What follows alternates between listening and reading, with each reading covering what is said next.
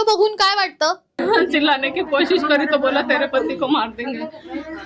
एक बाई आपला नवरा वारला म्हणून रडते, पण त्याच्या मागे दडलीये एक जीवघेणी स्टोरी। मध्य प्रदेशच्या धार मधील 25 वर्षांची प्रियंका पुरोहित, जिने आपल्याच नवऱ्याचा देवकृष्णचा काटा काढला। कारण काय तर पतीचा काळा रंग। प्रियंका पुरोहित, जिला रील बनवण्याचं वेड होतं, याच वेडापायी तिचं कमलेशशी सूत जुळलं। देवकृष्ण तिला दिसायला आवडत नव्हता, काळा आहेस म्हणून ती त्याला हिणवायची। शेवटी कमलेशच्या मदतीने 50,000 ऍडव्हान्स देऊन सुपारी किलर बोलवला। 7 एप्रिलच्या रात्री घरात चोर घुसले, घरातून 3.5 लाखांचे दागिने नेले आणि पतीला मारहाण करून पळ काढला, असं टाहो फोडत तिने लोकांना सांगितलं।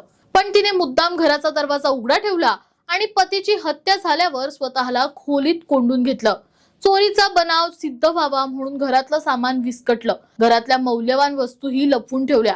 चोरट्यांनी मला बांधून ठेवलं आणि नवऱ्याचा खून केला असं सांगून प्रियंकाने सर्वांची दिशाभूल करण्याचा प्रयत्न केला। पण पोलिसांनी घराची झडती घेतली तर दागिने घरातच सापडले। मग पोलिसांनी कॉल रेकॉर्ड्स चेक केले तर त्या रात्री कमलेश सोबत तिचे बरेच फोन कॉल्स दिसून आले। शेवटी पोलिसांनी दमदाटी केल्यावर तिने आपला गुन्हा कबूल केला। तुम्हाला काय वाटतं? या रील्स वगैरेच्या नादात आजची तरुण पिढी भरकटत चालली आहे का? कमेंट्स मध्ये सांगा आणि अशाच अपडेटसाठी सबस्क्राइब करा जबरी खबरी।